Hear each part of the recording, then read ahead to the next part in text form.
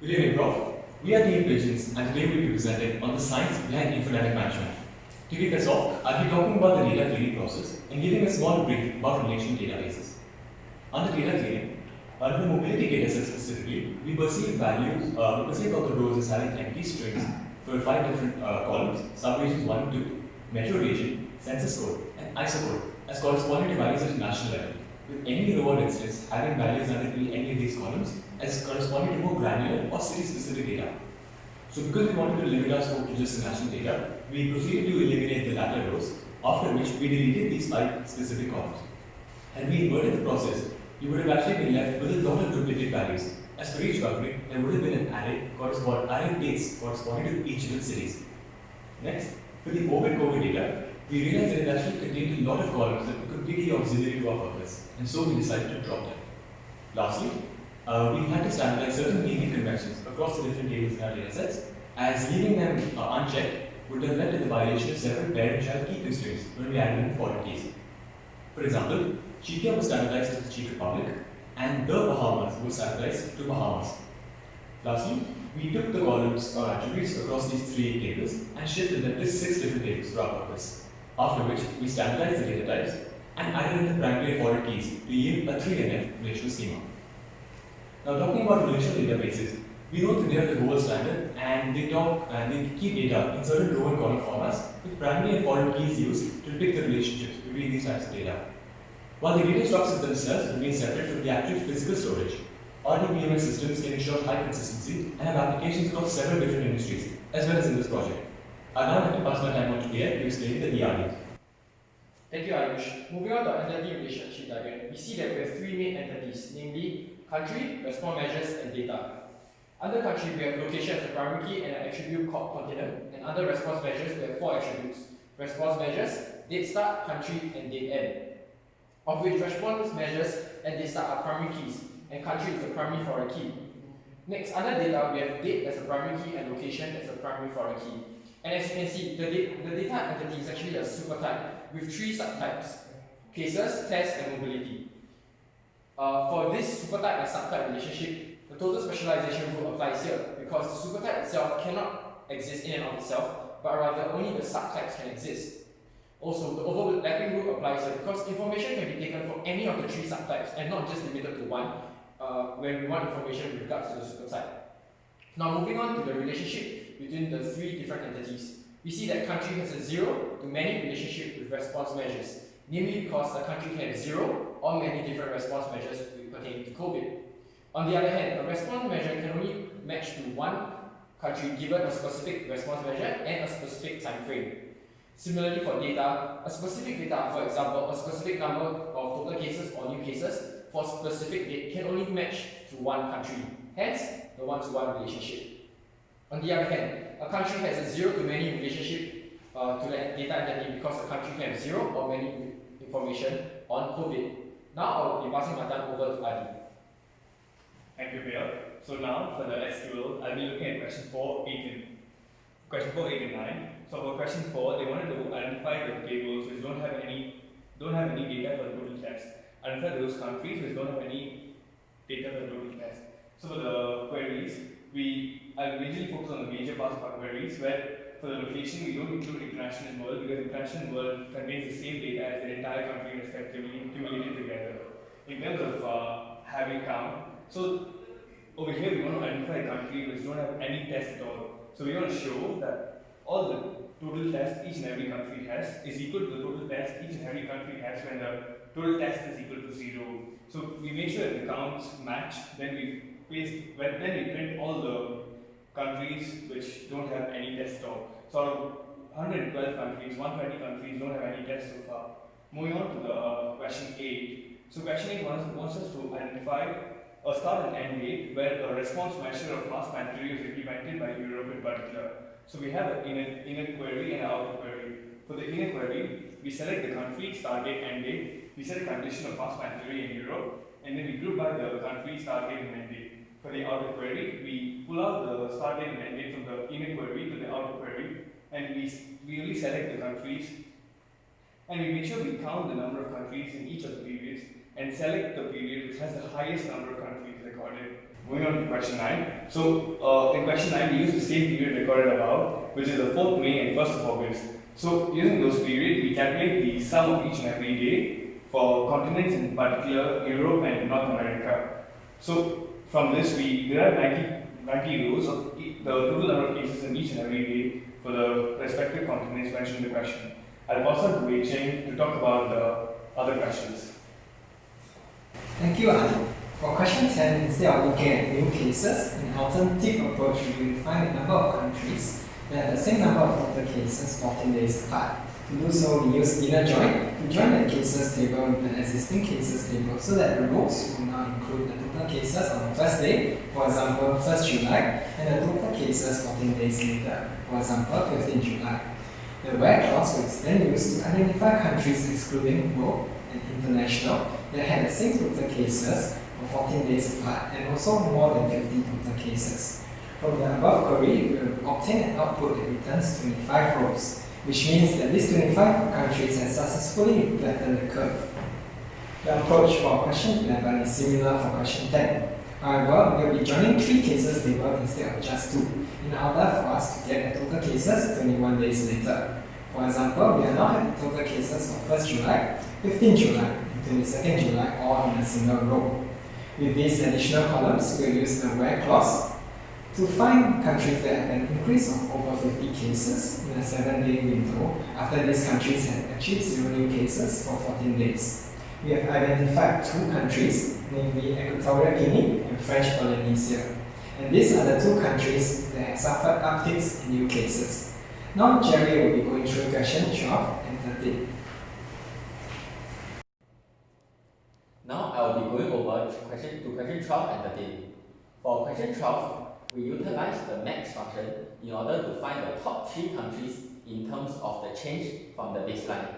Next, we apply the absolute function since we are only interested in finding the biggest change from the baseline regardless of whether these changes are positive or negative.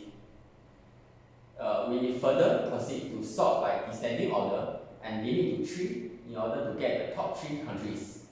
Lastly, we use the union function to combine all the queries such that all the results for each of the place categories will be returned together in one table. So the output here shows all the top 3 countries in terms of the biggest change in each of the categories. So moving on to question 13. For question 13, we created a view to identify the various dates where Indonesia has more than 20,000 cases. Subsequently, we will be using it in the where clause and then proceed to select the changes for the 3 place categories. The output shown below consists of the changes in the mobility trend for Indonesia on a daily basis. Now I will be moving on to MongoDB. Our group created a database containing 3 collections using each of the 3 JSON files provided. We adopted a similar approach to data cleaning as mentioned previously, and also removed the date columns in the collections that are not relevant to answering the question. Additionally, we also changed the data type for all date columns from string type to date type and all numeric data types into doubles. The 3 collections that we have imported and modified are OV, response, and global mobility. Next, I'll be moving on to explaining question 8. So firstly, we use the group by and match function to identify different periods in which EU countries have implemented mass mandatory response measures. So next, we used if-else clause to replace all the NA values with 1st August 2020 as stated in the question. Finally, we count the number of records in each of these periods using the count and sum function, and then sort by count in a descending order, and then limit 1 to only show the final result. So the output shown below shows the period in which the most EU countries have implemented mass mandatory as the response measure. Moving on to question 9, we have identified the following filter requirements. Countries must be either Europe or North America, and then the dates must be within the period identified in question 8. following which we group by the date in order to obtain the sum of new cases in each day. So the output shown below consists of 89 rows. This output result is inconsistent with MySQL results, and this might be due to the difference in the time zone. So we resolve that by changing the time zone, and the results are shown here. So the default time zone in which used by MongoDB is the UTC, and this might differ from the time zone in the data set. So now I'll be passing on my time to Ayush. Thank you, Jerry. Now I'll be going over new SQL queries 10 and 11. So for question 10, we started by setting the preliminary conditions as defined in the question, namely, total cases must be greater than 50, new cases must be 0, and also by filtering out world and international from the pipeline. We then group the data by both location and by total cases to capture the consecutive days on which a country's total cases were constant, that is, 0 new cases. We then pushed out these dates, but also added in a 14-day filter to capture the countries who really flattened the curve versus those who were able to achieve just a little, maybe 1 or 2 days of no new cases. Finally, we unwound these countries and also regrouped them by location and by date to not only capture the countries, but also the first day of their first instance in successfully flattening the curve. Next, we move on to question 11. So we followed a similar procedure for question 11, except we did not add new cases equal to 0 in the beginning, because we would need the subsequent uptake in new cases to solve the question. Doing as previously, we grouped the data by both location and by total cases. And we also added a couple of other variables that we hope would help us further down the line. Following this, we figured out the countries with no new cases and added in the 14-day constraint to capture the first requirement of the question, that is, countries who successfully flattened the curve.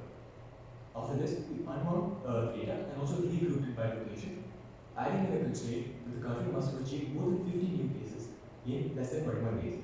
The net effect of few queries is that the country would have flattened the curve for 14 days, but also suffered an uptick in cases in the next 7 days. Unfortunately, we were only able to achieve one of the 2 required outputs. Now, I'd like to pass my time on to Pierre for further questions. Thank you, Ayush. Now, moving on to query 12, we again using the aggregate function, whereby we will first match 3 conditions, which would be that subdivision 1, subdivision 2, and metro area have no information. This is because we only want the mobility data on the country as a whole.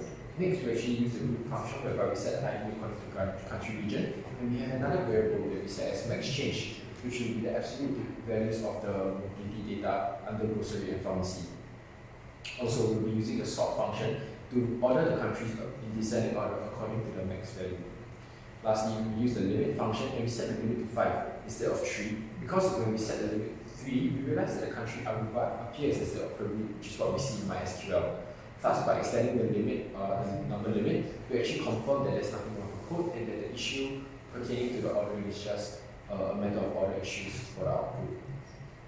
For query 12 again, when we look at parts mobility, we see that the process is the same, and this time we limit to 3 because the output for NoSQL and MySQL is exactly the same. The same process applies to the other 4 mobility factors as well. Lastly, when we look at query 3, we're using the aggregate function yet again, and this time we're matching to 2 conditions, which is that total cases must be greater than 20,000 and location must be in Indonesia. Next, we use the lookup function where we combine the data from COVID together with the data from mobility, and we have an array that is called into 20k. We then unwind this array in order for us to have access and to be able to view the information within this array. Lastly, we use the group function again, and the ID this time is set to date along with other variables that we have set, such as country, and as well as 3 other variables which are basically the mobility columns that we're interested in, which are recreation and retail, workplaces, and grocery and pharmacy. With that, I'll pass my time over to Adi. Thank you, Pierre. So moving on to the recommendation part, I'll be first talking about the major insights which we received from the query above, and then later I'll give recommendations to WHO and the countries it specified. So for the first insight, we see that there's an exponential rise in the number of cases from December to August, that's December 2019 to August 2020. And the continent with the highest number of cases will be South America, which reached more than 2 million cases in 8 months. Also, the two continents, like Africa and Oceania, were able to reduce the number of cases in the early stages of COVID-19. Africa was able to do that because of their previous experience with MERS and Ebola, so they could eventually cut down COVID-19 cases on a very early stage. Oceania, on the other hand, we feel that maybe in comparison to other continents, they look like the number of cases are quite low. But then, because the country has a very small population, and for the country itself, the number of cases might be quite high. The recommendation for all the three insights would be first, to have a stricter policy approach to make sure after the ninth month there's reduced in the number of cases, or at least not an exponential rise in the number of cases. Also, make sure the governments, make sure WHO helps Africa's government to work with other continents and countries as well to make sure that they implement a similar mechanism as done by Africa to come out of COVID-19.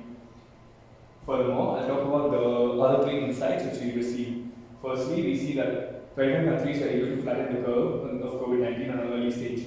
Secondly, out of the 25 countries, we see that Equatorial Guinea and French Polynesia had a surge in number of cases even after reducing or controlling the number of cases or flattening the curve.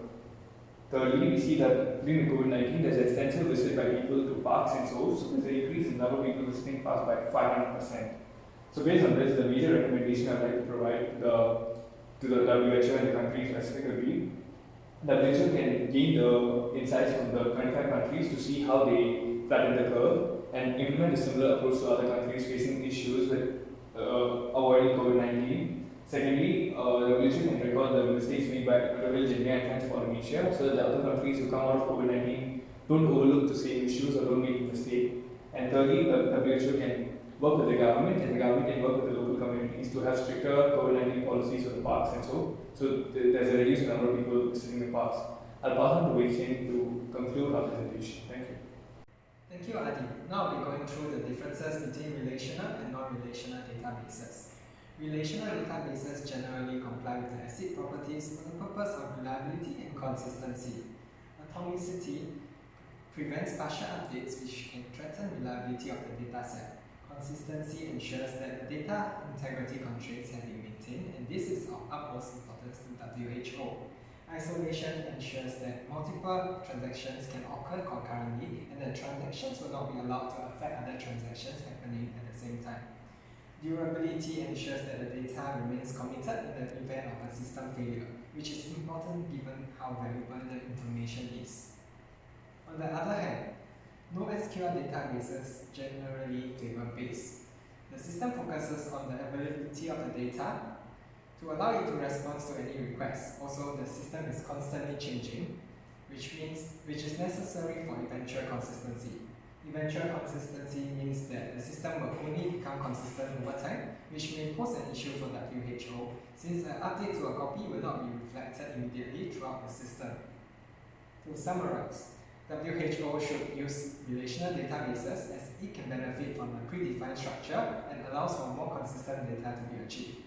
With consistent data, WHO will be better able to recommend effective COVID measures and instill confidence in its analysis. Data integrity is especially important since this is regarding a critical pandemic situation. Relational databases like Oracle can be used as it is great for scaling large data sets and it is robust, secure, and stable. This is because it supports the ACID properties mentioned earlier. So, thank you, and I hope that you enjoy your staycation.